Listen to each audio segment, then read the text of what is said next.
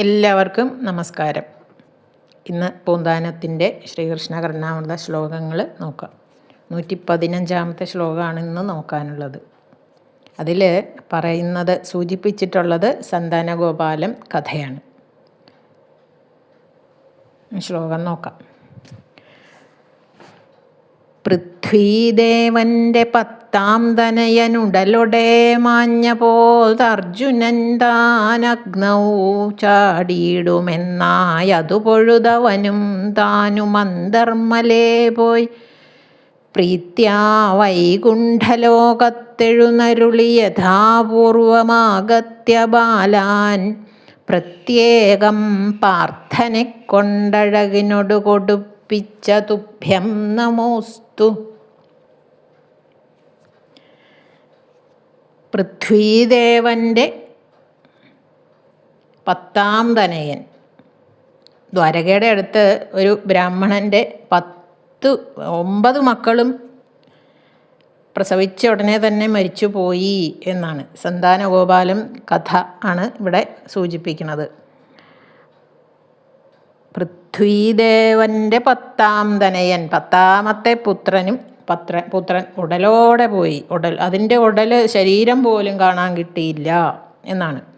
മൃതശരീരം ബാക്കി 9 പേരെയും മരിച്ചിട്ട് ഉണ്ടായപ്പോൾ കണ്ടതല്ലാതെ മരിച്ചപ്പോൾ ശരീരവും ഉണ്ടായിരുന്നു. പക്ഷേ ഇത് മരിച്ചു എന്നല്ല, ഇതിൻ്റെ ശരീരം പോലും കാണാനില്ല. അത് അങ്ങോട്ട് വിഹായസിലേക്ക് പോയി എന്നാണ്, മേപ്പോട്ട് പൊങ്ങിപ്പോയി എന്നാണ് പറയണത്.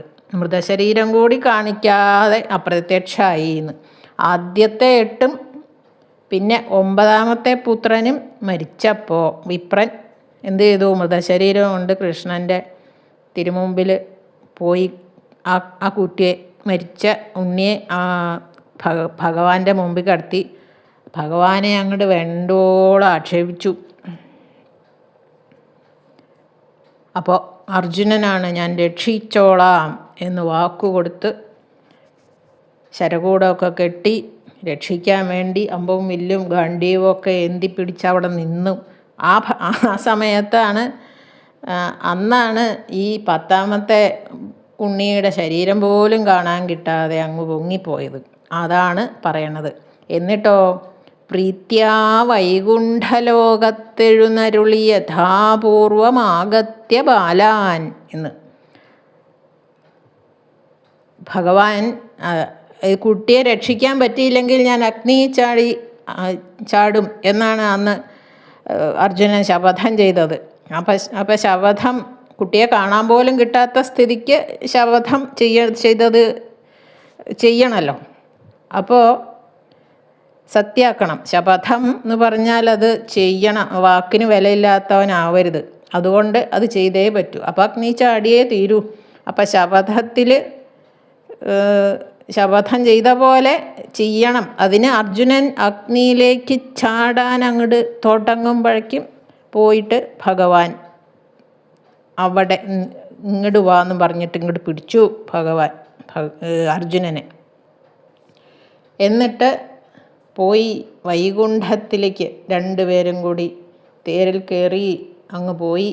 അവിടെ ചെന്ന് വൈകുണ്ഠലോകത്തിൽ ആ പാലാഴിയിൽ ഭഗവാൻ ആ ലക്ഷ്മി ദേവിയോട് കൂടി അങ്ങനെ ഇരിക്കുന്ന ഭഗവാനെ കണ്ട് വന്ദിച്ച് ആ കുട്ടികളെ ഇവിടെ നമ്മുടെ ബ്രാഹ്മണന് ആ 10 കുട്ടികളെയും കൊണ്ട് കൊടുത്തു എന്നാണ്. അങ്ങനെ ബാലാൻ പ്രത്യേകം പാർത്ഥനെ കൊണ്ടഴകിനോട് കൊടുപ്പിച്ച തുഭ്യം നമോസ്തു. പാർത്ഥനെ കൊണ്ട് ഭഗവാനല്ല കൊടുത്തത്, പാർത്ഥനാണ്. അത് നമ്മുടെ സന്താനഗോപാലം കഥകളിയൊക്കെ കണ്ട് പ്രായമായവർക്ക് ഈ കഥ മുഴുവനും അറിയാം അല്ലേ? ഞാൻ പറയേണ്ട ആവശ്യമില്ല. പക്ഷേ കുട്ടികളും ഇത് കേൾക്കുന്നുണ്ട്, ഈ ശ്ലോകങ്ങൾ കുട്ടികളും കേൾക്കുന്നുണ്ട്. അതുകൊണ്ട് ആ കഥ ഞാനൊന്ന് വിസ്തരിച്ച് പറയാം. അപ്പോൾ ഈ ഒരു ശ്ലോകം നോക്കാനേ നമുക്കിന്ന് സമയം ഉണ്ടാവുള്ളൂ. അപ്പോൾ അറിയാത്തവർക്ക് വേണ്ടിയിട്ട് ഞാൻ ആ കഥയൊന്ന് പറയാം. വയസ്സായവർക്കൊക്കെ എല്ലാവർക്കും അറിയാവുന്നതാണ്. എന്നാലും കുട്ടികൾക്ക്, ഇപ്പോഴത്തെ കുട്ടികൾക്ക് ഇത് മുഴുവൻ കഥയും അറിയില്ല, അറിയാത്തവരും ഉണ്ടാവും. ഈ ശ്രീകൃഷ്ണ ഭഗവാൻ തന്നെയാണ് മഹാവിഷ്ണു എന്ന് ഒന്ന് സ്പഷ്ടമാക്കാൻ വേണ്ടിയിട്ടാണ് സന്താനഗോപാലം കഥ എന്നാണ് പറയണത്. ദ്വാരകയിലുണ്ടായിരുന്ന ഒരു ബ്രാഹ്മണൻ്റെ പുത്രൻ കുട്ടികളൊക്കെ ജനിച്ച ഉടനെ മരിച്ചു പോവുക. അവരെ ഒരു ഉണ്ണിയെ പോലും കിട്ടണില്ല അവർക്ക്. അങ്ങനെ സങ്കടം കൊണ്ട് ഈ മരിച്ച കൊച്ചിൻ്റെ ആ ദേഹവും കയ്യിലെടുത്ത് ശ്രീകൃഷ്ണൻ ആ സുധർമ്മ സഭയിലിരിക്കണ സമയത്ത് അവിടെ ചെന്നിട്ട് ഈ കൊച്ച് ഉണ്ണി മരിച്ചുപോയി എന്ന് പറഞ്ഞ് ഒരുപാട് സങ്കടം പറഞ്ഞ് കരഞ്ഞ് ചെല്ലും ഈ ബ്രാഹ്മണൻ. അപ്പോൾ ശ്രീകൃഷ്ണൻ ആദ്യമൊക്കെ പറഞ്ഞു, ശ്രീകൃഷ്ണൻ ഭഗവാനോട് സങ്കടം പറയുമ്പോൾ ഭഗവാൻ ആദ്യമൊക്കെ പറഞ്ഞു, ഇതൊക്കെ ഈശ്വരേച്ഛയാണ്, ഈശ്വരൻ്റെ ഹിതത്തെ മാറ്റാൻ നമുക്കൊന്നും സാധിക്കില്ല, അങ്ങനെ ആശ്വസിക്കണം എന്നൊക്കെ പറഞ്ഞ് സമാധാനിപ്പിച്ച് വിട്ടു ആദ്യമൊക്കെ. പിന്നെ ഈ കുട്ടികൾ മരിക്കുമ്പോഴൊക്കെ ഈ ബ്രാഹ്മണൻ ഈ ഉണ്ണിയെയും കൊണ്ട്, മരിച്ച ഉണ്ണിയെയും കൊണ്ട് ഇങ്ങനെ വരും സഭയിലേക്ക്. അങ്ങനെ 8 മക്കളും മരിച്ചു, 8 ഉണ്ണികളും മരിച്ചുപോയി. അവസാനം 9ാമത്തെ ഉണ്ണിയും മരിച്ചു. അപ്പോഴും ചെന്നിട്ട് ആ സഭയിൽ അന്ന് ചെന്നപ്പോൾ അർജുനനും അവിടെ ഉണ്ടായിരുന്നു. ക്ഷത്രിയ വീരനല്ലേ അർജുനൻ. ആ സാധു ബ്രാഹ്മണൻ്റെ കണ്ണീര് കണ്ടിട്ട് ഒരു ഭയങ്കര വിഷമം. അപ്പോൾ കൃഷ്ണനാണെങ്കിൽ ഒന്നും മിണ്ടണമില്ല. കൃഷ്ണനെ ഇങ്ങനെ അധിക്ഷേപിച്ച് പറയുകയാണ് ആ ബ്രാഹ്മണൻ. വേണ്ടാത്ത വാക്കുകൾ ചീത്ത വിളിക്കുക, സങ്കടം കൊണ്ടാണ്. ഇത്രയും വലിയ കേമനായിട്ട് എനിക്കൊരു ഉണ്ണിയെ ജീവനോടെ തരാൻ പറ്റില്ലല്ലോ എന്നാണ് അദ്ദേഹം പറയണത്. അപ്പോൾ ബ്രാഹ്മണൻ്റെ ഈ വാക്കുകളൊക്കെ ഇങ്ങനെ കേട്ടപ്പോൾ അർജുനൻ പറഞ്ഞു, ഹേ ബ്രാഹ്മണ, അങ്ങിനി വിഷമിക്കണ്ട. ഇനി അങ്ങയുടെ ഇനി ഉണ്ടാവുന്ന സന്താനത്തെ ഞാൻ രക്ഷിക്കും. ഇത് എൻ്റെ സത്യമാണ്. ഞാൻ കിരാതമൂർത്തിയെ പ്രസാദിപ്പിച്ച അർജുനനാണ്. അർജുനന് സാധിക്കാത്തത് യാതൊന്നുമില്ല.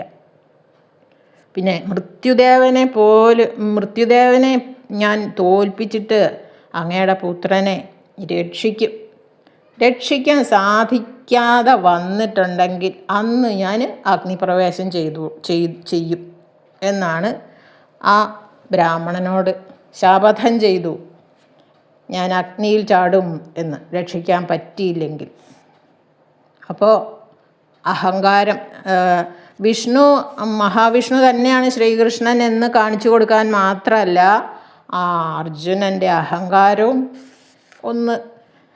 കുറച്ചൊരു അഹങ്കാരവും, ഗാണ്ഡീവം എൻ്റെ കയ്യിലാണ് ഗാണ്ഡീവം ഇരിക്കണതെന്നൊക്കെ പറഞ്ഞ് ഭാഗവതത്തിൽ പറയുന്നുണ്ട്. ഞാനേ കൃഷ്ണനും പ്രദ്യുമ്നനും ഒന്നുമല്ല, ഞാൻ അർജുനനാണ് എന്നാണ് പറഞ്ഞത്. അർജുനനാണ് എന്നാണ് പറഞ്ഞത്. അഹങ്കാരം കുറച്ചുണ്ടായിരുന്നു. അപ്പോൾ അതൊന്ന് തീർക്കും കൂടി വേണമെന്ന് ഭഗവാൻ മനസ്സിൽ വിചാരിച്ചിരുന്നു. അങ്ങനെ ആ ബ്രാഹ്മണൻ സന്തോഷമായിട്ട് ഇല്ലത്ത് പോയിട്ട് ആ പത്നിയോട് പറഞ്ഞു, ദാ ഇങ്ങനെ അർജുനൻ്റെ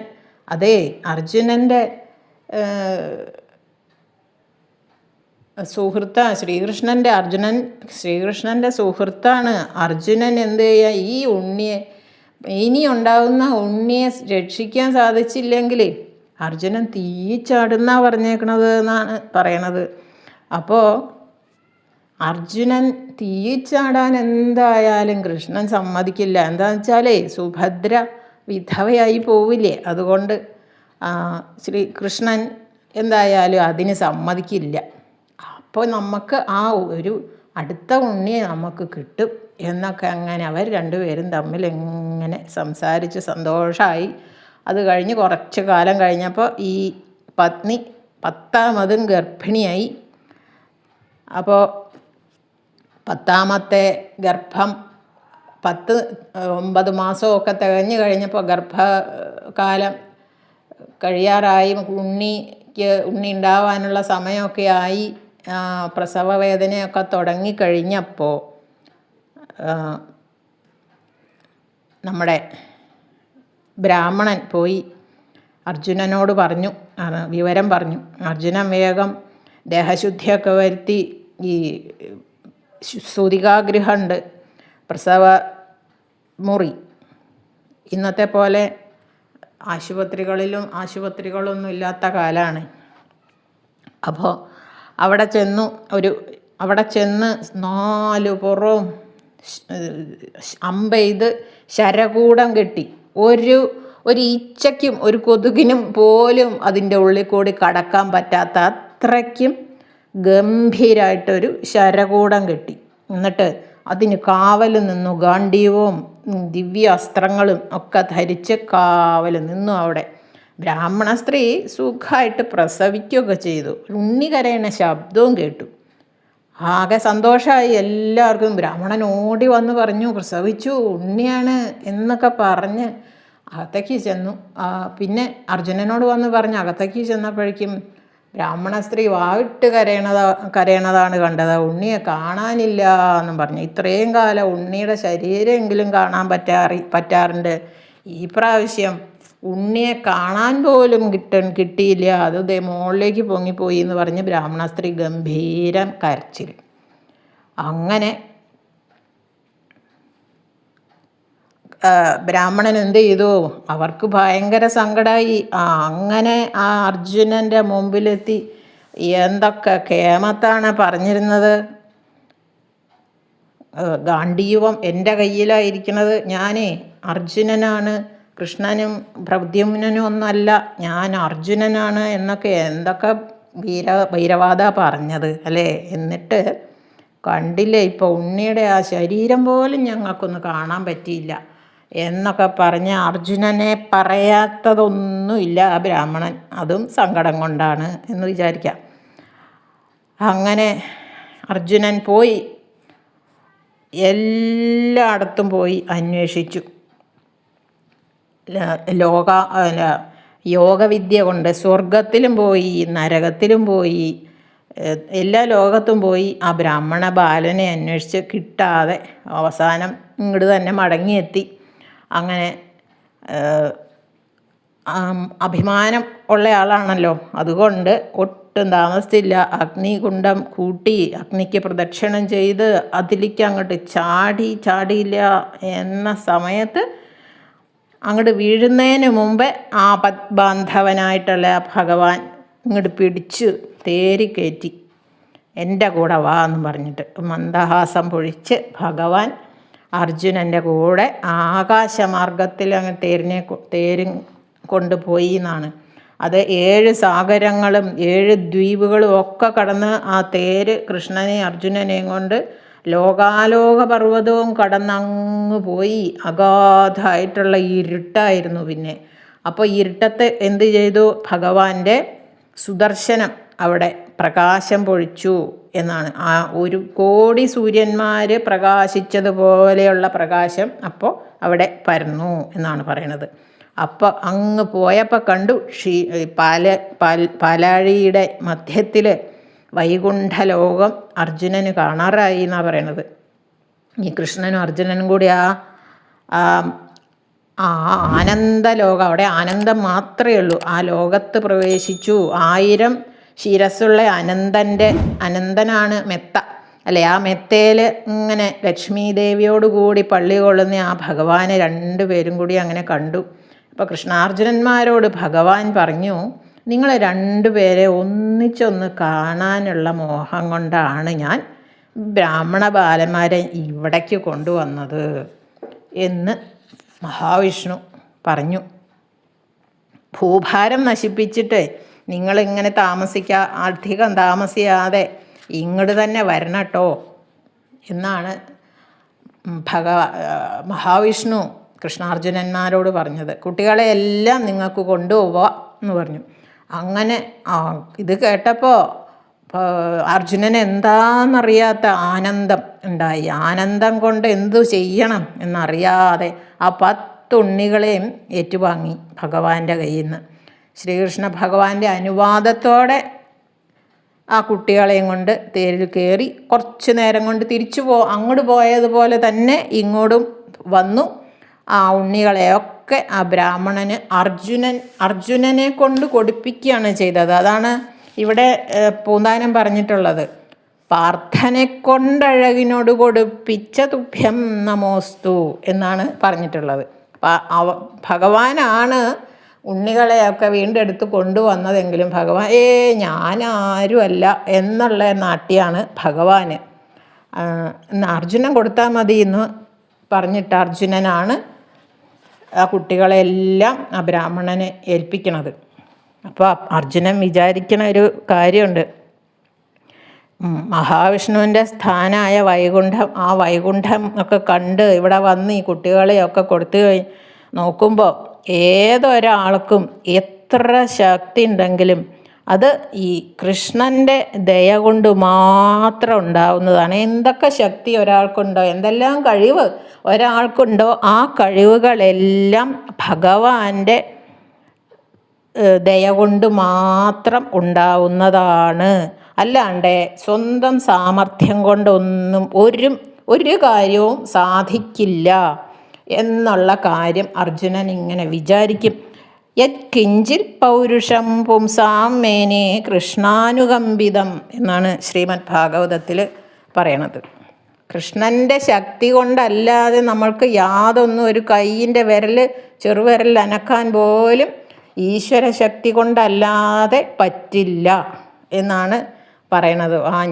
ഞാൻ എന്നുള്ള ആ ഒരു അഹന്തയുണ്ടല്ലോ ആ മനുഷ്യർക്ക്, അത് വേണ്ട അത് അധികം പേർക്കും അറിയില്ല. എല്ലാം ഞാൻ ചെയ്തു എന്നാണ് എല്ലാവരും വിചാരിക്കാറ്. പക്ഷേ നമുക്ക് ആ ഒരു ശക്തി ഇല്ലെങ്കിൽ ചെറുവിരൽ പോലും അനക്കാൻ പറ്റില്ല എന്നാണ് പറയണത്. അപ്പോൾ ഈ ഒരു കഥയാണ് ഈ ഒരു ശ്ലോകത്തിൽ പറഞ്ഞിട്ടുള്ളത്. അടുത്ത ശ്ലോകം നമുക്ക് അടുത്ത ദിവസം നോക്കാം. എല്ലാവർക്കും നന്ദി, നമസ്കാരം.